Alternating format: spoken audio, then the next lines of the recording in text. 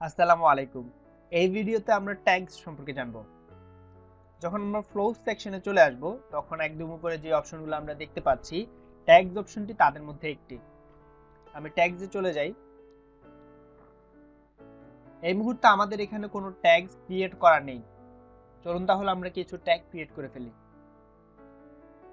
আমি add ট্যাগে click করলাম এবং এরপর আমি ট্যাগের নাম দিব ইন্টারেস্টেড ইন বার্গার, অর্থাৎ সে বার্গার কিনতে চায়, সে বার্গারের উপর ইন্টারেস্টেড। এখন নিচে একটা অপশন দেখতে পাচ্ছি sync this tag with Facebook page manager. এটি যদি আমরা চালু করে দেই, তাহলে এখানে যে আমরা পেজ ইনবক্সে যেমন ইম্পর্টেন্ট, নিউ কাস্টমার এরকম লেভেল দেখতে পাচ্ছি, এইভাবেই যখন কোনো ইউজারের উপরে এই ট্যাগটি অ্যাড করা হবে, তখন সেই ট্যাগটি আমরা পেজ ম্যানেজার থেকে দেখতে পাবো। এই মুহূর্তে আমি এটি পেজ ম্যানেজারের সাথে সিঙ্ক করছি না, কারণ সে বার্গার ইন্টারেস্টেড কিনে সেটি আমার পেজ ম্যানেজারে আসলে দেখার দরকার নেই।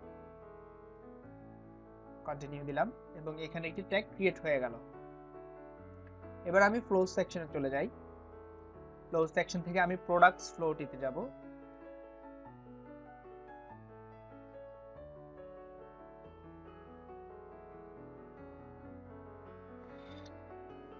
এখন এখানে আমরা যে ফ্লোটি রেডি করেছিলাম, বার্গার, পটেটো স্টিক, পিৎজা, তিনটি আইটেম আমাদের রয়েছে এবং যে কোনো আইটেমের বাই নাওর উপরে ক্লিক করলে সেটি কিছু প্রোডাক্ট ইনফো সেট করে এবং তারপরে চেক আউটের জন্য ইনফরমেশন কালেক্ট করে এবং পরবর্তীতে অর্ডার ট্র্যাকিং এ চলে যায়।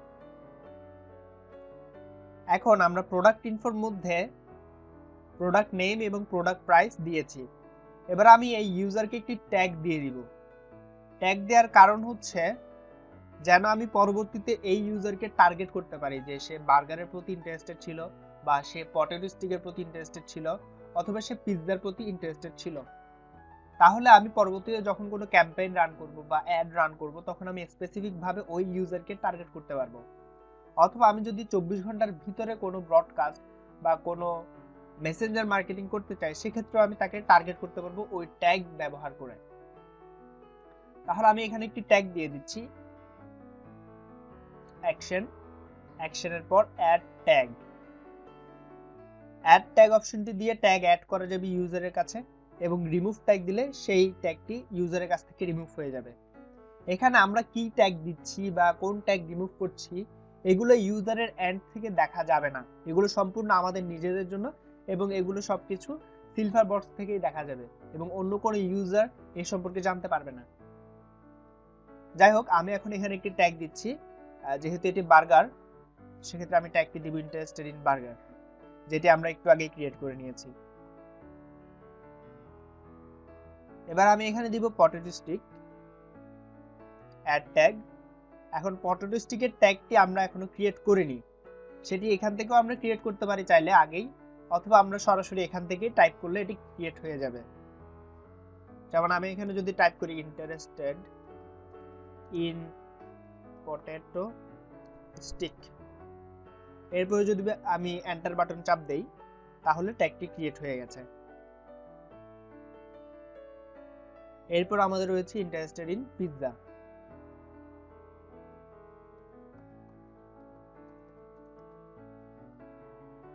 এন্টার বাটন চাপ দিলাম,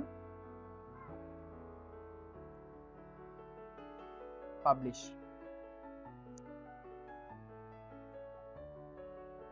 এখন আমরা একটু ব্যাকে যাব। ব্যাক থেকে আমি অডিয়েন্স সেকশনে যাচ্ছি।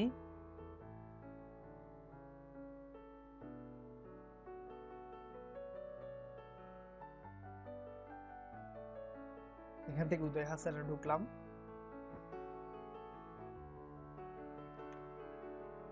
এই মুহূর্তে আমার এখানে আমার প্রোফাইল রিলেটেড যত ধরনের ইনফরমেশন আছে তা সবকিছু দেখা যাচ্ছে। লক্ষ্য করলে দেখবেন ইউজার ট্যাগস এর মধ্যে interested in burger, interested in pizza, interested in potato stick কোনোটিই নেই, কারণ আমার অ্যাকাউন্টে কোনো ট্যাগ এখন অ্যাপ্লাই হয়নি, যেহেতু আমরা শুধুমাত্র একটু আগেই ট্যাগগুলো ক্রিয়েট করেছি। এখন আমি যদি এই ফ্লোটি প্রিভিউ দেই,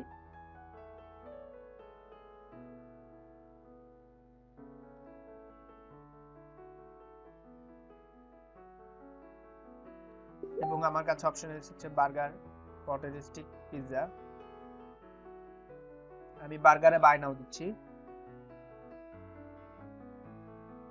এখন বার্গারে বাই নাও দিলে কি হওয়ার কথা ছিল?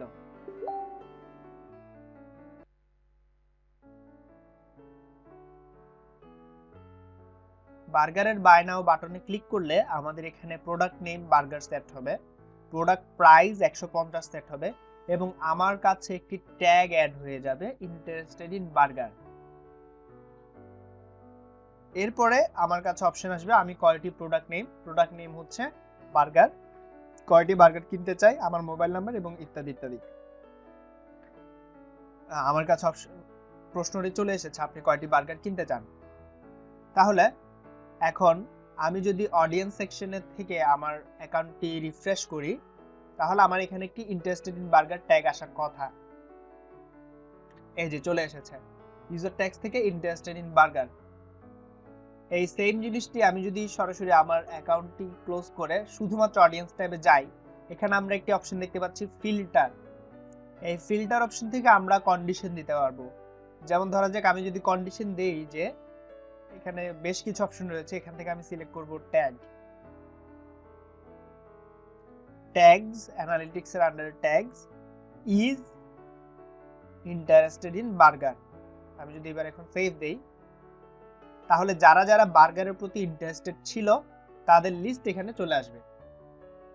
সো ট্যাগের মাধ্যমে আমরা স্পেসিফিক ইউজারকে টার্গেট করতে পারবো এবং জানতে পারবো কে কে বার্গারের প্রতি ইন্টারেস্টেড ছিল বা কে কে পিৎজার প্রতি ইন্টারেস্টেড ছিল। এবং এরপরে যে লিস্টটি আমাদের কাছে আসবে সেটি আমরা একটি কাস্টম অডিয়েন্সে আমাদের ফেসবুক অ্যাড ম্যানেজারে নিয়ে যেতে পারবো।